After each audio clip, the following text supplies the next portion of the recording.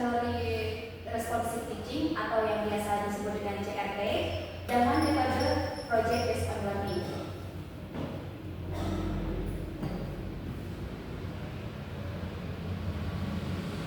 Sebelum memasuki inti, saya sendiri sebagai pribadi memiliki visi untuk pendidikan di Indonesia.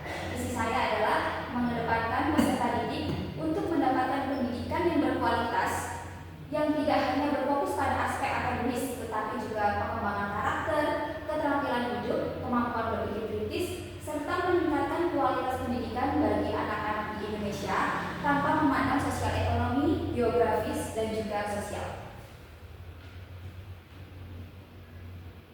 Selanjutnya, sebagai pribadi untuk menjadi guru profesional, saya pun mempunyai visi, yaitu untuk menginspirasi dan memotivasi peserta didik demi mencapai potensi terbaik mereka, baik dalam hal akademis maupun non-akademis. Nah, ada pun langkah-langkah yang akan saya lakukan untuk mencapai visi-visi tersebut, yakni yang pertama, memahami karakteristik peserta didik. Mengapa saya mengambil langkah ini? Karena menurut saya memahami karakteristik peserta didik bagi seorang guru itu cukup penting, karena itu sebagai bekal kita sebagai guru untuk merancang pembelajaran di kedepannya. Nah, langkah selanjutnya adalah menjadi pribadi yang inovatif dan inspiratif. Seperti yang kita tahu bahwa guru itu sendiri adalah sosok yang kalau kata di Jawa digugu dan ditiru. Oleh karena itu, untuk menjadi guru profesional, salah satu langkah yang akan saya lakukan adalah menjadi pribadi yang lebih inovatif dan juga inspiratif. Nah, langkah selanjutnya adalah mengembangkan kurikulum yang relevan dengan kebutuhan zaman bagi peserta didik. Ini tidak bisa dipungkiri bahwa setiap anak itu ada zamannya tersendiri, dan kita sebagai guru wajib hukumnya untuk selalu mengikuti perkembangan zaman itu agar kita bisa menciptakan pembelajaran yang lebih relevan kepada peserta didik. Dan langkah yang terakhir yang akan saya lakukan adalah memberi ruang terbuka bagi peserta didik untuk berpendapat. Seperti yang kita tahu bahwa memberi ruang terbuka kepada peserta didik untuk berpendapat ini cukup penting, karena ini melatih kemampuan mereka untuk bisa berpikir lebih kritis sesuai dengan visi pendidikan di Indonesia sendiri, bahwa akan menuju Indonesia emas dalam hal pendidikan. Nah, dalam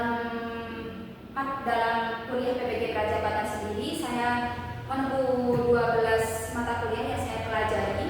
Ada filosofi pendidikan, teknologi baru dalam pengajaran, sampai proyek kepemimpinan dan seminar PPG. Dari semua mata kuliah ini, ada satu mata kuliah yang cukup menginspirasi saya dalam menciptakan desain pembelajaran, yaitu mata kuliah Prinsip Pengajaran dan Asesmen 2 yang baru saja saya pelajari di semester ini juga, yang mana prinsip pengajaran dan asesmen 2 ini terbagi menjadi 3 topik. Topik yang pertama yakni pemahaman karakteristik peserta didik melalui asesmen awal. Yang topik kedua adalah pendekatan teaching at the right level pada perencanaan pengajaran dan asesmen. Dan topik ketiga adalah pendekatan culturally responsive teaching pada perencanaan pengajaran dan asesmen. Dari ketiga topik ini, ada satu topik yang cukup menginspirasi saya dalam pembelajaran yang saya lakukan di PPL dan inovasi pembelajaran ke depannya, yaitu topik 3 yang membahas tentang culturally responsive teaching pada pengajaran dan asesmen, atau yang biasa kita kenal dengan sebutan CRT. Nah, hal ini diberikan pada artefak koneksi antar materi pada topik 3, yang mana pada artefak ini saya diminta untuk mengidentifikasi hasil keterkaitan antara penguatan budaya dan keberhasilan pembelajaran tersebut.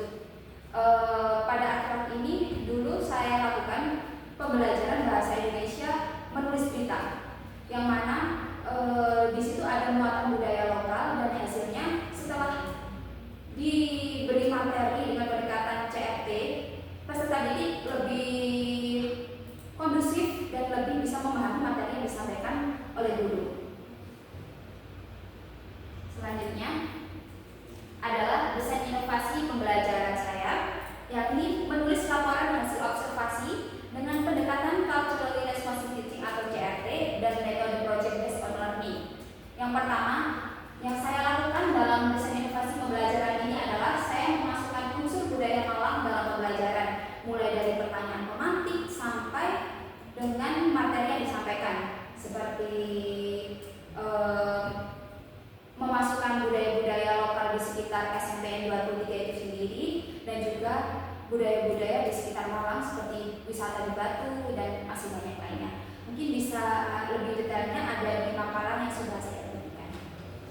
Untuk yang kedua, yakni saya mengajak peserta didik mengobservasi secara langsung lingkungan sekolah. Karena ini berkaitan dengan materinya laporan hasil observasi, jadi saya mengajak peserta didik langsung terjun ke lapangan untuk mengobservasi objek-objek yang ada di sekolah. Dengan seperti itu peserta didik lebih bisa memahami materi yang disampaikan dan juga mereka lebih dekat dengan objek yang diteliti. Selanjutnya, menerapkan CRT dalam asesmen peserta didik membuat laporan hasil observasi dengan tema objek di lingkungan sekolah. Tidak hanya materi awal yang saya berikan muatan budaya Malang, namun pada implementasinya proyeknya sendiri itu ada muatan unsur-unsur budaya, yakni budaya-budaya di sekolah itu sendiri. Yang ini proyeknya hasil akhirnya adalah pajangan dinding yang mana terbaik 1, 2, 3 akan dipajang di sekolah, jadi di kelas lebih tepatnya, dengan muatan budaya CRT, dengan muatan budaya Malang. Nah, ini salah satu contohnya. Saya memasukkan unsur budaya Malang dalam pembelajaran, yang mana sebelum memasuki materi inti saya menguji kemampuan mereka dengan menguji kemampuan mereka lebih tepatnya dalam menulis laporan hasil observasi seperti materi yang telah saya sampaikan di pertemuan sebelumnya. Saya memberi beberapa pertanyaan seperti pergi ke sekolah dengan naik bus, pergi liburan ke Jatim Park, dan mereka diminta untuk membuat tulisan laporan singkat dengan topik-topik ini, dan hasilnya tulisan mereka sudah jauh lebih bagus laporan observasinya, karena sebagian besar dari mereka sudah pernah berlibur ke Jatim Park dan juga naik bus sekolah. Baik. Dan ini gambaran implementasi saya ke kelas itu sendiri, ke kelas 87 di SMP 23 Malang. Dan ini hasil karya dari anak-anak itu. Yang ini saya tampilkan PDF-nya karena hasil proyeknya di print dan juga sudah di Figora. Lupa saya nggak saya abadikan waktu di sekolah, dan ini gambaran umumnya. Nah, setelah membuat desain inovasi ada refleksi PPG saya, yaitu selama mengikuti perkuliahan ini saya mendapat pemahaman yang mendalam tentang peran seorang guru melalui pengalaman praktis yang memungkinkan penerapan teori dalam situasi nyata.